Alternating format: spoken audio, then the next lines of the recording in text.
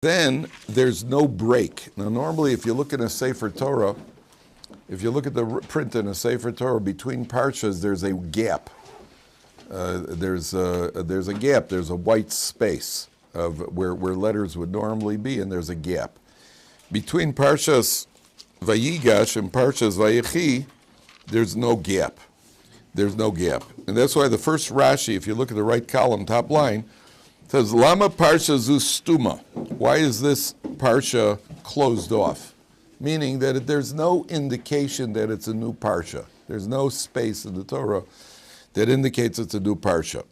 So Rashi here says, because when Yaakov Avinu died, so then the Jewish people started suffering. They got their minds became clogged up from the suffering, the enslavement of Egypt. Now the truth is that it didn't really start yet, because it didn't start till after Yosef died, which is about 56 years later. But when Yaakov dies, anything that could prevent it has gone. That means Yaakov is the last possible hope that's going to prevent some sort of being subjugated by the Egyptians. So that's what Rashi says. But the other Mefarshim say, you see, up until this point, we're going to see Yaakov's life was one long string of aggravation. He was chased by Esav, and he's chased by, he suffers by Lavan, and his wives are said that Lavan pulls a switch, and then Rachel dies, and then Dinah is violated, and then Yosef is sold. It's one long string of aggravation. Finally, he has, from the time he comes to Egypt, 17 years. 17 good years. Those are the years that he's in Egypt. Yosef is alive. The tribes are there. And what's interesting is you look at the first word, vayechi. Look at the word, vayechi Yaakov be'eretz Mitzrayim shvayis shana. He lives in Mitzrayim 17 years. Now the word vayechi, the numerical value of the word vayechi, let's take each letter. Vav is 6. Yud is 10. How much are we at? 16. Wow, without a calculator. Ches is 8. What are we at? 24. And then last Yud is? 34. Okay, so it's 34 years of life for Yaakov Avinu. Now, not coincidentally, how old was Yosef when he was sold? 17. How many years did he live with Yosef in Mitzrayim now? 17. 17 and 17? 34. Vayechi Yaakov, the years of good life that he had were 34. The 34 years, right there in the word vayechi, because it's 17 and 17 of Yosef on both ends.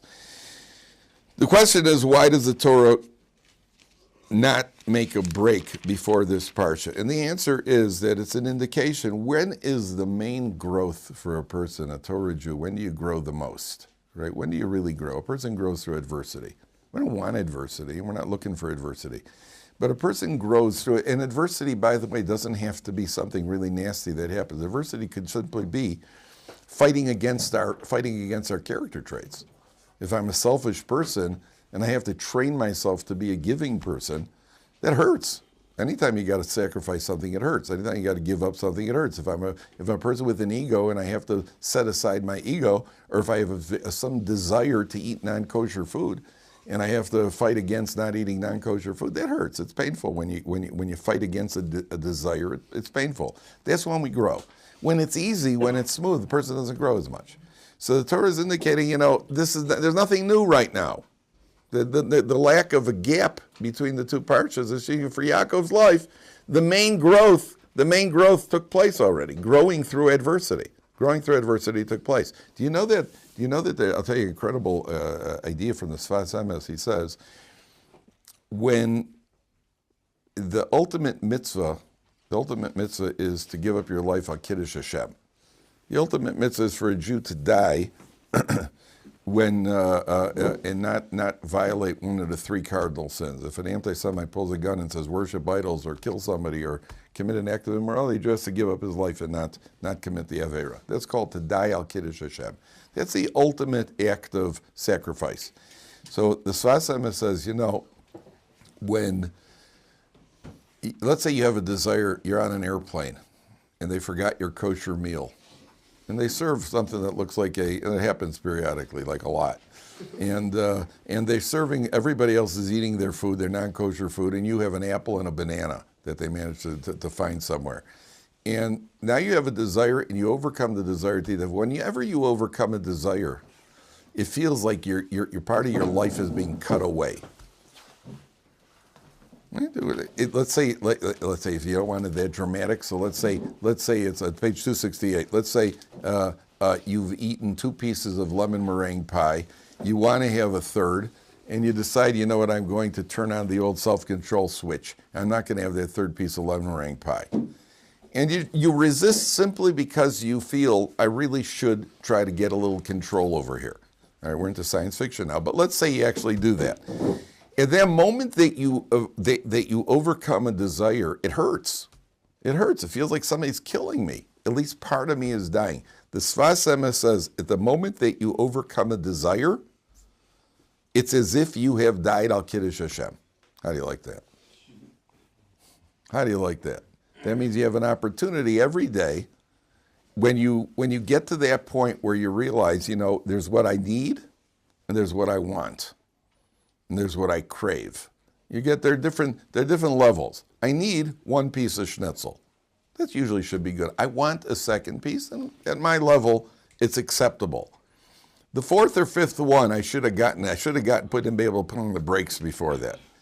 And if I don't put on the brakes, I'm out of control. If I do put on the brakes, it hurts. Anytime we put on the brakes, it hurts. Whether it's on our ego, whether it's selfishness, whether it's physical desire. At that moment, it's as if a person is dying al Kiddush Hashem. That's what the Sfas Emes says. A person could die 1,000 deaths every day. You know, we don't want to, but that's when we grow. That's the main growth. When things are going well, and you know, everything is going well, and you're able to pay the bills, and you're getting paid your regular monthly salary.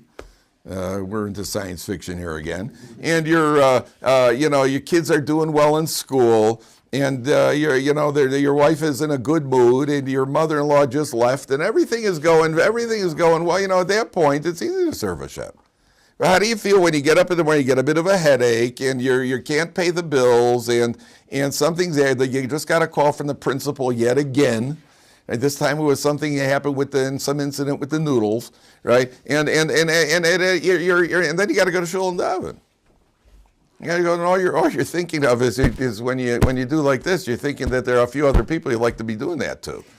That's what by the way, just parenthetically, when you clap, nobody needs to hear it. It doesn't have to be a thump. You're not trying to start, it doesn't, nobody should hear you when it comes. Sometimes I hear people banging on their chest in shul. Sounds like, boy, oh boy, something banging up like a bong, the doing, nobody has to hear. You can even do like this, dunk, dunk, dunk, right? All we're trying to say is that it's my heart that's getting me in trouble. It's not a question of starting a sudden chas v'shalom, putting the heart into sudden shock, which could happen, by the way. I remember the little kid. There's a baseball game. There's what do you call it? Little league. So some kid got hit by a pitch right on the chest, right in the heart. He died because it's dangerous to hit the heart hard. Right? You don't have to do that. That's parenthetical. Yeah. Is it not easy to delve into Hashem when things are bad? Because then you don't take things for granted. Sometimes when things are bad, you're right. Sometimes when a person is in a state of distress, then that brings out something else in prayer. But there's that middle stage where you're not in terrible distress. You're just ticked off about a lot of things in life. And the last thing you want to think about is prayer, because there are a few people whose necks you want to wring, and then it's a little more difficult. And by the way, that does say it's important you ring up, because it says you should daven for the problem not to happen before the problem happens. So a person should daven to stay healthy before their health deteriorates. Because when you're davening in a state of health, that davening, you're not as desperate. Anybody davens when they're desperate. So it's a lower level davening. You should daven that you should find a wife before the search begins. Because once the search begins, then you're desperate. You should daven for finances before things become tight. Because then you're davening from a position of strength. You understand, at that point, we're going to talk about davening in a second. At that point, I don't really need God as much. I certainly don't feel that I need, because everything's going well. That shows that you really have that faith in God. When a person's what they say, to no atheists in a foxhole, with their bullets whizzing by, so you got no choice. Of course you're going to daven. And therefore, one should daven. The Gemara says, daven before the trouble starts. Daven that the trouble shouldn't start. Number 3. You'll notice a similar, in this parsha, what's the name of the parsha? Vayechi. And what happens in this parsha? Yaakov dies. Isn't that strange? He lives, dies. The parsha where he dies is called Vayechi. And the parsha where Sarah Imenu dies, what's it called? Chai Sarah, the life of Sarah. That's very strange. The dafka, the parsha where they die, is the one that's called I would call it the death. Right? The death of Sarah. Why does it say Chai Sarah and says it's parsha of Vayechi? Never noticed that? And then one of the little curious Jewish paradoxes. What's the answer? The answer is that when a person dies and he's lived his life with meaning, so it's called the life. If a person dies in his life, they lived a life without meaning. Like had a guy in a kibbutz in Israel who actually he was known in the area. He was the baker on a secular kibbutz, and he had a great recipe for some sort of apple cinnamon cake. And on his tombstone, he had them write the recipe on his tombstone for this apple cinnamon cake. And people would come to the grave from all over, with a pen and paper. What was that too? Was it? That's not the most productive life. It's great if people enjoy your apple cinnamon cake, but there's more to life. They used to have a falafel shop in Israel. I don't know if they still do. It's called Melech HaFalafel, or the king of falafels. And I remember seeing it. They had good falafel too, by the way. But I remember seeing it and thinking to myself, I don't know how impressed they are in heaven. What did you do for your entire life? I was a king. No king. The king, wow. Which country? Well, it was somewhere on King George Street. Yeah, which country? Falafel. The king of falafel. But we had great trina. We had great trina, get as many French fries as you want.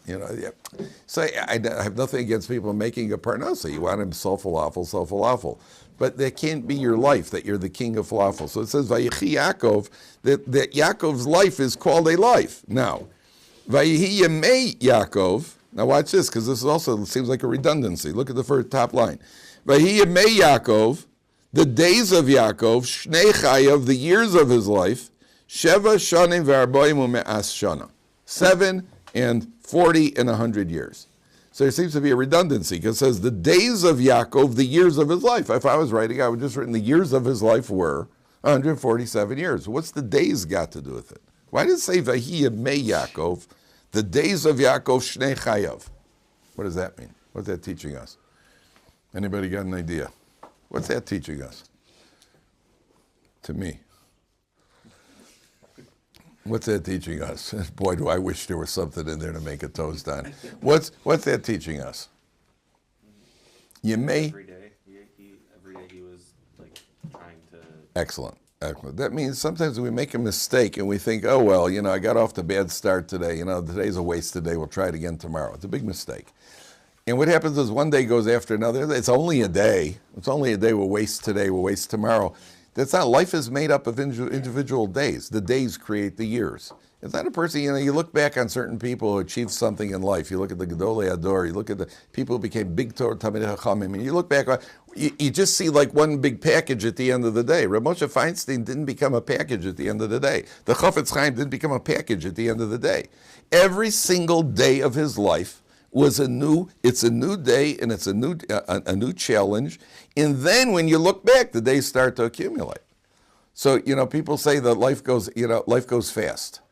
It goes fast when you look back. When you're going through it doesn't go so fast, especially when you're stuck in traffic. Then it's not going so fast. And all of a sudden you look back and you say, hey, where did all those years go? So a person looks back, a person wants to be able to look back and see that there was some sort of accomplishment. That accomplishment is from the day to day, the hour to hour, the minute to minute. And a person never gets to the point, there's no such thing for a Torah Jew as, okay, I got to kill an hour now. You get to the airport, they got an hour till your flight. Let's kill an hour. Killing an hour is like killing yourself. You can't kill an hour. Do something. There's always something to do. There's always a sefer to open. There's always a ches to somebody to help. There's always something to do. The Torah is emphasizing that it's an accumulation of the days. Okay. So, Vayikruvu, third line.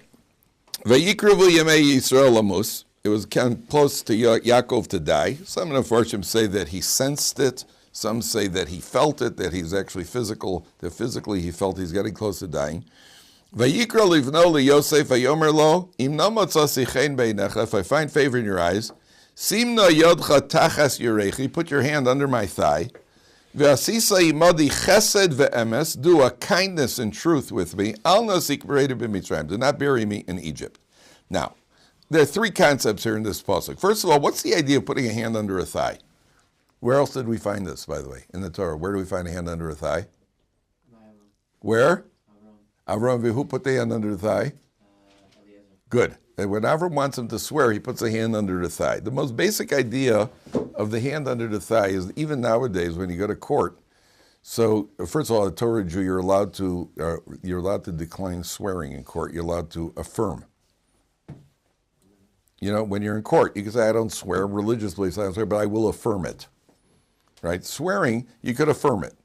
Here, that's what we call affirmative action. Right? You affirm it. So not really, but I don't remember what affirmative action is. I think affirmative action just means that it's hard for Jewish guys to get into medical school. I think that's what happens. That's what affirmative action does. But you could affirm. Isn't that what happens? Right? So now they're reversing that. Right, right, exactly. That was always the problem. You're allowing them, but now you're not allowing us. You know, it works against somebody. So now they're doing it straight out, and all the medical schools once again will be dominated by guys named Goldstein. So that's what's going to happen. Listen, listen. If you're qualified, you're qualified. But at the end of the day, you're allowed. When they do swear, you swear on a holy object. And Beis Din used to swear on a Sefer Torah, on a pair of tefillin. Because obviously when you're holding a Sefer Torah, it does something to you. If you've ever been the guy in shul holding a Sefer Torah, and somebody comes up to you to tell you at that point, tell you an off-color joke, you'll probably, well, not now. The Sefer Torah kind of sobers you. It's a sobering to hold a Sefer Torah. So the idea is that if you're going to swear and you're going to invoke God's name, you want to be in a certain frame of mind where you're taking God's name very seriously. In those days, they did not have a Sefer Torah. The only object of holiness that they had was the bris milah, the circumcision. So the hand was put under the thigh in the area near the bris milah, not on the bris milah, as a sign of the severity of what he's about to do. So the hand is put under the thigh. That's what the swearing is. Put the hand under the thigh, number one. Number two, it represents, especially by Yaakov and Eliezer, by Avram Avinu and Eliezer, and also here where Yaakov is on he's already old and frail. It symbolizes my life is in your hands. The thigh means I am in your hands.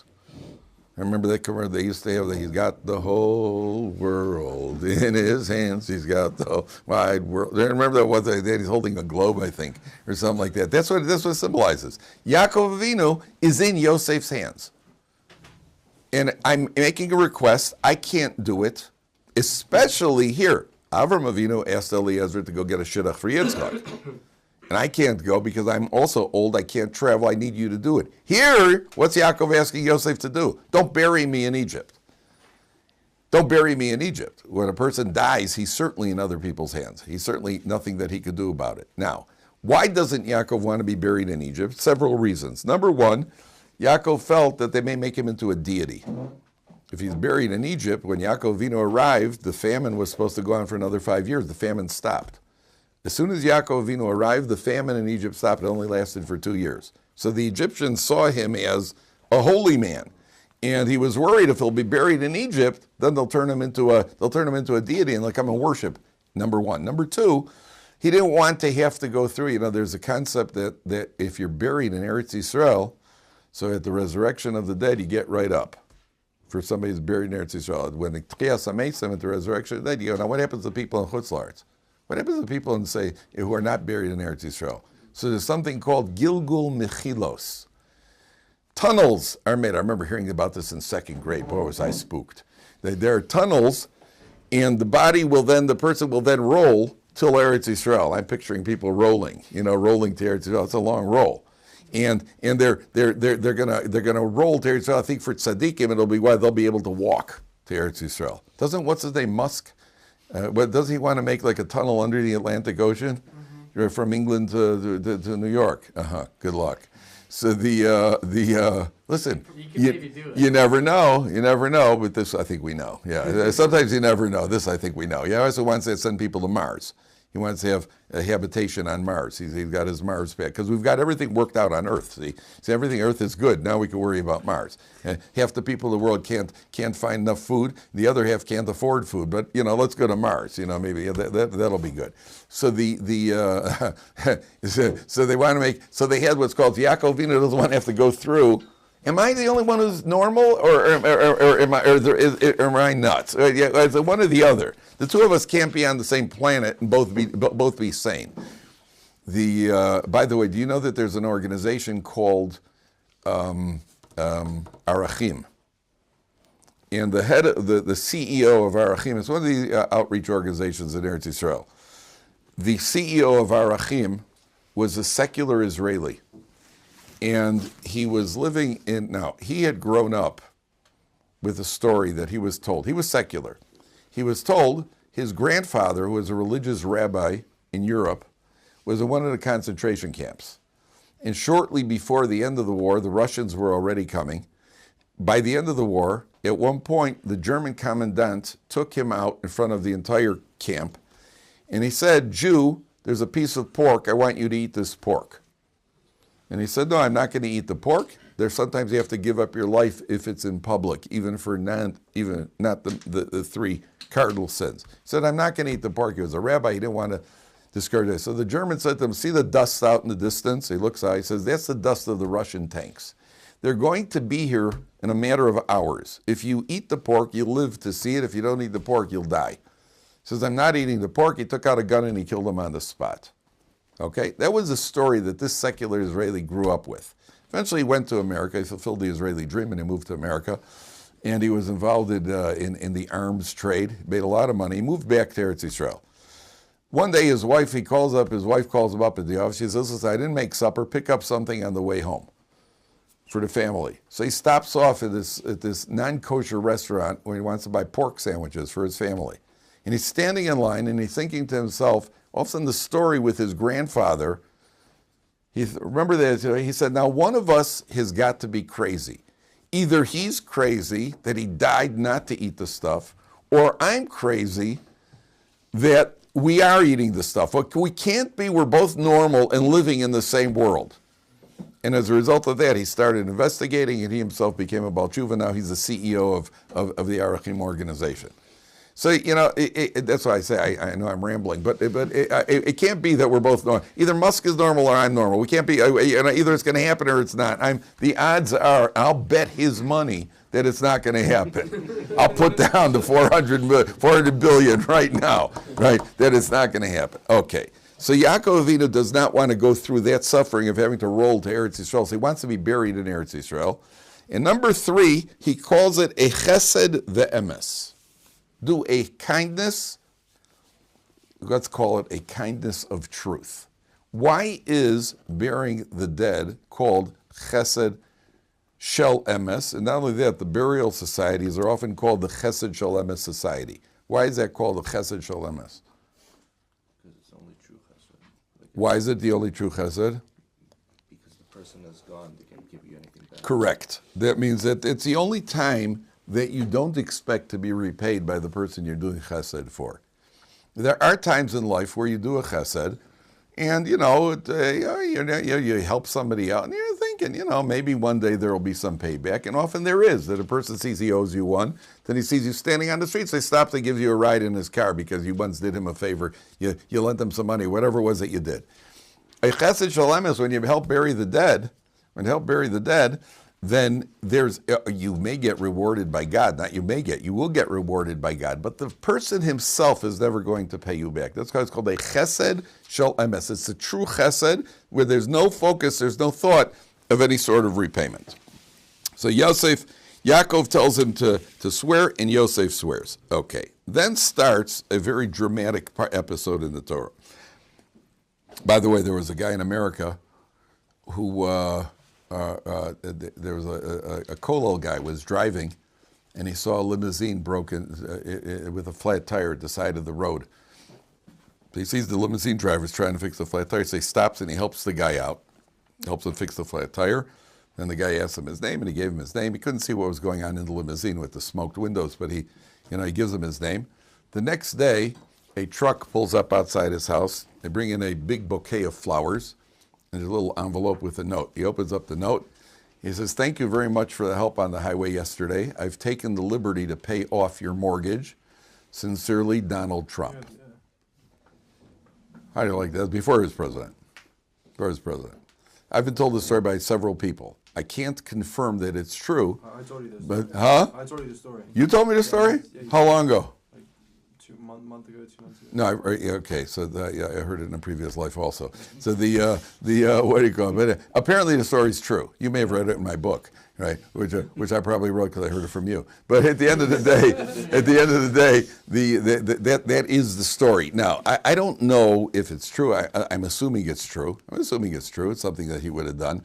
But one thing, where did you hear it? I think on a podcast maybe. That was me. So it could be. Whatever the case is, one thing is for sure. If you ever see somebody with a flat tire at the side of the road, stop to help them, especially if it's a limousine. Because there the chances are even better. But there's always not that that's why we do it. That's why we do it. But there is always that possibility of repayment. By somebody who's deceased, there's no possibility of repayment. Okay. So then they tell Yosef that his father is sick, and Yosef comes with his 2 sons, Ephraim and Manasseh and Ephraim. Now, skip down to Pasuk Zayin. He tells Yosef that Manasseh and Ephraim are now going to be upgraded. Manasseh and Ephraim, who are Yosef's sons, are going to be upgraded to tribe status. They are now going to be considered like Reuven and Shimon. They're going to have tribe status. Number one. One of the reasons the Mefarshim say is because Rachel Imenu has 2 children. And Rachel Imenu has 2 children, which is the same amount as Bilhah and Zilpah, who are the maidservants. This is a way of promoting Rachel by now giving her 3 tribes. Now she's going to have Binyamin. Yosef is taken out, and Yosef divides into 2, Ephraim and Manasseh. So now she will have 3 tribes. Then Yaakov Avinu does the following. Take a look at Pasuk Zayin. It's 7 lines from the top, 8 lines from the top. So he's telling Yosef, I'm going to give your brothers, your sons, this extra ranking. Then he says, 8 lines from the top, Pasuk Zayin. Va'ani bevoi mi Padan mesa alai Rachel. When I was on my way back from Padan, Rachel died. Be'eretz Kenan, baderech be'od kivras eretz lavo Ephrasa. She died along the way before we got to a place called Ephrat. Va'ekbareh sham bederech Ephras. I buried her along the path, he beis lachem. Right along the way. I didn't even bring her into the town. I want you to see Rashi for a second. Very important life lesson. It's the right column of Rashi, 5 lines from the bottom. If you see it, please show the person next to you. Vani bevoi mi Padan. So Rashi says like this: Ve'af al pi, even though shani matriach alecha lo licheni likaver be'eretz Canaan, even though I am troubling you to bring me and bury me in the land of Canaan, which is quite a distance from Egypt. Velo kach asisi le'imecha, I didn't do that to your mother. Sha'arei mesa samuch lebeis lechem. She died close to Beis Lechem. And I didn't even bring her in. I didn't even bring her into the town. I buried her off on the side of the road. And then Rashi goes on to say, Yaakov says to Yosef, and I know that you're wondering about it, and you've got like bearing at least a minor grudge against me for it. I want you to know that was at the word of Hashem. Hashem instructed me to bury her there because in the future, when the Jewish people are let out into exile, Rachel Imenu will come out on the road, her spirit obviously, and she'll daven for the Jewish people. And therefore I was told by Hashem to bury her over there. That's what the Torah, okay. The question becomes, why is Yaakov saying that now? Why is Yaakov saying that now? Why is he telling this to Yosef right now? And I heard Rabbi Soloveitchik was one of the from the famous Soloveitchik family. He said like this: when you're a parent, you have children. Children watch your behavior. Children see everything you do. Every day they see and notice everything. A lot of things that we think they don't notice, they notice. They notice everything. They have a sense of what's going on in the home. They see everything. As a parent, do you have to explain what you do to your children? What do you say? Should you explain your behavior to your children? Not when they're young. No. Yeah. Not when they're young? Not when they're like 4 or 5, they won't understand. Never for a friend. Okay. I'd like to explain the way they understand, but some things may be hard to explain. That's true. Certain things are hard to explain. Some things they're not ready to understand yet. Certain things they can't understand. Let's say they're a little older. Let's say they're getting older and they're starting to asking you, why did you go here, or why do you only take mommy to the movie? You don't take us as often as you take mommy. Something like that. You could either explain or not explain. Sometimes some do, some don't. There are different opinions. Whether sometimes people want. There is a school of thought that says, listen, the kid will learn that I'm the authority because he sees I don't have to explain. And if I say to the kid, listen, I'm the father, that's what I do. You don't have to understand it. You just have to do what I tell you. There is a school of thought like that. I don't say you should or shouldn't. I'm just telling you there is such an approach. There's one time in life you must explain to kids. They must explain. That's where your behavior contradicts what you're telling them. So, for example, if you tell your kids you can't have a smartphone, it's not good for you to have a smartphone. How come daddy has a smartphone? Well, they see you have a smartphone. And you don't want your kids with a smartphone because there's all sorts of schmutz on there. But daddy has one, so then you have to explain to them, because I need it for work, and I have it filtered exactly according to the way the Rabbanim have said, and it's not used for anything else other than work, then halachically it's permissible. Just make sure the kids don't see you kitzeling around on it at home. You're playing some game on the smartphone. That doesn't look like the Rabbanim okayed it for that. You told us that you only have it for work. That doesn't look like work over there. What I don't know what you could get on there. What's that game we were talking about the other day? The Fortnite? Can you get that on a smartphone too? Oh, Baruch Hashem. I thought, So kids sees you on Fortnite. That doesn't look like the Rabbanim, regular Rabbanim okayed it, right? Again, you get on the smartphone. Oh, terrific. That's marvelous.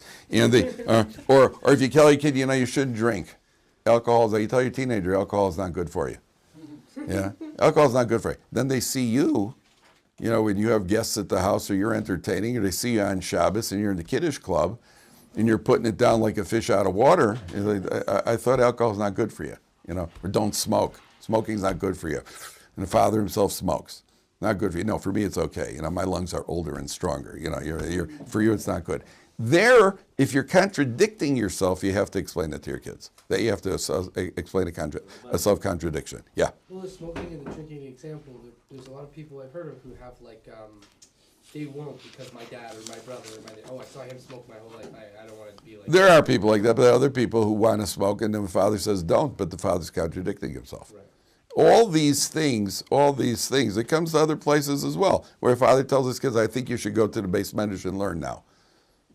Dad, how come you're not going to the Beis Medrash? Okay, the kid maybe is disrespectful for the act, but the father should at least explain. He says, I wasn't in yeshiva, I didn't have the opportunity, I'm too tired because I work, because I'm supporting you, and so on and so forth. But when you are contradicting yourself, you have to explain that to a kid. That's why Yaakov is there. I'm asking you to bury her in Eretz Canaan, to go schlep my body all the way to Eretz Canaan, which is a long trip. And Yosef's wondering, oh, really? No kidding. And a few more 100 meters, you couldn't bury my mother in a decent place and bury her off the side of the road? And you can't blame Yosef, and Yaakov knows he's thinking that. So he says to Yosef, that was because it was a God's command. Okay.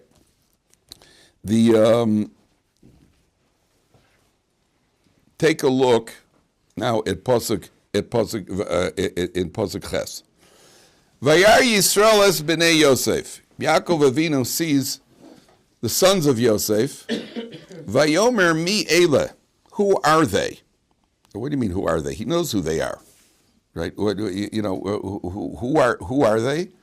So Yosef, the Mefarshim say Yaakov was saying, listen, Yosef, you were alone in Mitzrayim. I don't know. You produce children. They're the children born out of wedlock. Vayomer Yosef Elaviv, Bonai Haim Asher Nosan Li Elokim. They are my children, legitimate children Hashem has given to me. And it says that Yosef pulled out a ksuba. He showed Yaakov Avinu that he had written a ksuba, and he got married with a ksuba and a kedushin, and it's all kosher v'yosher. Vayomer, so Yaakov says, Kochem na'elai v'avrachem. Take them to me and I will bless them. And we've seen in the Torah before that blessings are a big deal. Blessings, brachas are a big deal. Ve'ene Yisrael kavdu bizoken. Yaakov's eyes were heavy from old age. Lo yuchal liros, he couldn't see. Vayagesh osam elav, so Yosef brings them closer. Vayishak lahem vayechablegem, he kisses them and he hugs them. So, I heard from Shalom Garfunkel, he said like this, what's the Torah teach you? First see Yaakov, they take the grandchildren, and he kisses them and he hugs them. So I heard it's also an interesting take in life. And it's very, very true. You know, they used to talk about the generation gap. The generation gap. Well, the generation gap is a major gap between grandparents and grandchildren. Half the time, parents don't understand the mishigas of their kid. Your parents from the older, especially if they came from a different culture. You know, people in my generation look at people in your generation, and we wonder about certain things you do. For example, the willingness to pay money, extra money, because somebody put an alligator on your shirt. I don't know what's so enchanting about alligators, number one, and why you would be willing to pay extra money for a perfectly good shirt just because somebody decided that it's a better shirt because it's got an alligator on it. You seem to have some edge on me because you understand these things. I don't understand it. I don't understand people bungee jumping, right? I assume none of you have ever done that, and none of you ever would do that. That's a poor assumption, I know. But I cannot understand why someone would allow himself to be hooked up to a rubber band and jumped and dropped off of a platform, then go springing around and hoping that it ends, right? It's like people go on a roller coaster, which I also never did, right? And you get on this ride, you get off the ride, say, oh, it's good to have my feet on solid ground again. Nobody forced you up there. You paid to go on that ride and couldn't wait to get off. So there are certain things that people see that younger people are doing. I don't understand. I just don't understand. And that the guy Mishigas this. There's one thing that you never compromise with the next generation. Yaakov Avinu is blind. Symbolically, he doesn't see them. Again, Yaakov Avinu is only teaching us. Yaakov Avinu, obviously, at his level, he understood everything. We're talking about if you have a grandfather and he sees the grandchildren, and the Mishigas, I don't know what your life is about, I don't understand why you run around, and I don't understand why you behave the way you do. I don't understand anything. But one thing you never compromise, but usually you kiss them and you hug them. The love you never compromise on. Make sure that the kids always understand that. The kids always understand, this is my home. The home should be a warm bird's nest. And no matter what the kids are doing, no matter if they're not cooperating, and I got news for you, when you raise children, they don't always cooperate. And they don't always do what you want them to do. They know what's important to you, that yes, kids always know what's important to the parents. That they know. But they don't always do it. The one thing you will never compromise is you never compromise. The kids have to know that the affection from the parents and the grandparents, that's there. And I know with my grandchildren, I don't do anything other than the grandchildren, other than spoil them rotten. That's my job with the grandchildren. Come into the house, give them candy, over the objections of my daughter, over the objections of my wife. No, it's not good for them. They're going to get wild. That's fine. Hey, come here, kids. Give them whatever. As long as it's green, as long as it's got a lot of sugar and food coloring, that's for them. And that's what Zadie does.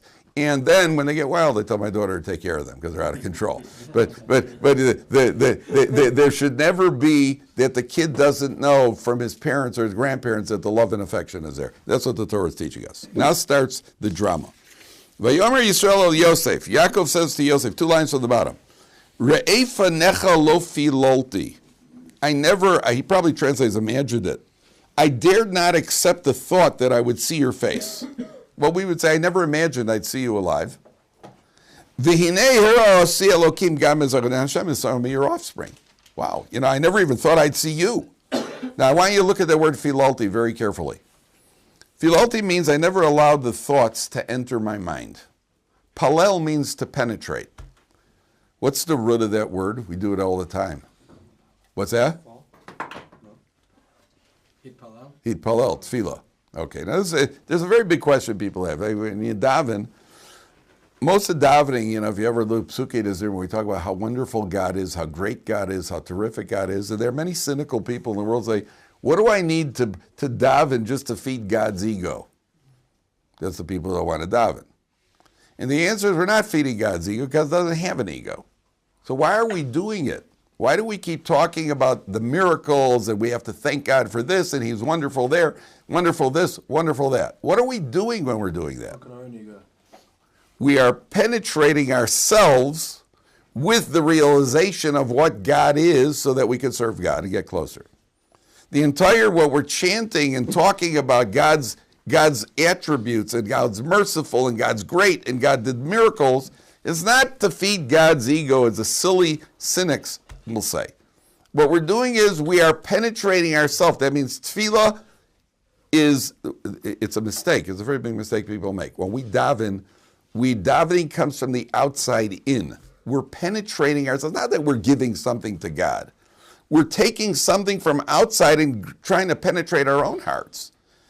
And by penetrating our own hearts, then we have a greater appreciation of what God is. That makes the connection. So Yaakov Avinu says, these thoughts never penetrated my heart. I never even could entertain the thought that I'd see you alive. And now God's even shown me your offspring. God has even shown me your grandchildren. So then Yosef brings them to Yaakov Avinu. In page 272, second line from the top. Vayikach Yosef es shneim es Ephraim bimino. Yosef takes his two sons. He takes Ephraim in the right hand. Mismol Yisrael. Now, if I'm approaching you from this direction, the thing that's in my right hand is going to be to your left. What's in my left hand is going to be to your right. Yosef takes Ephraim, who's the younger one. He takes him in his right hand, so he should end up in front of Yaakov's left. He takes Menashe, bismolo miyamin Yisrael. He takes Menashe in his left hand to the right of Yaakov Avinu. So he moves them over because that's how the bracha should come out. Because if I'm Yaakov Avinu, who does the right hand, which is always stronger and always more symbolically stronger, Judah, who should the right hand go on? It should go on? The firstborn. On the firstborn. So he loads up the kids in front of Yaakov Avinu. He puts the right hand, he puts Menashe to Yaakov's right, and Ephraim to Yaakov's left. What does Yaakov do? Vayishlach Yisrael es yamino, vayoshes al rosh Ephraim. He puts his right hand on Ephraim's head. V'hu hatzoyer, he's the younger one. Ve'esmolo al rosh Menashe, the left one on Menashe. Sikel es yodov. Now most people translate, he crossed his hands. Ki Menashe ha-bechor, because Menashe was the firstborn. Sikel comes from the word seichel, which is intelligence. He intelligently did this. This was with forethought. And he did it because Menashe is the firstborn. Now there are two questions here. Question number one is, why is he crossing? Why isn't he giving each one the bracha right in front of him? And number two, a bigger question is, if I'd ask you, why did he cross his hands? What did he want to do with his right hand? Did he want to reach Ephraim, or did he want to avoid Menashe? What did he do with his right hand? Why did he put his right hand on Ephraim? Did he want to reach Ephraim or wanted to avoid Menashe? Which one? What? No. He wanted to reach Ephraim. Yet the way the Torah says it, he crossed his hands because Menashe was the firstborn. It sounds like because he was the firstborn, he doesn't want to put his hand on his head. You hear? You hear the problem? Okay, so we have two questions. We'll answer it next time to Meretz Hashem.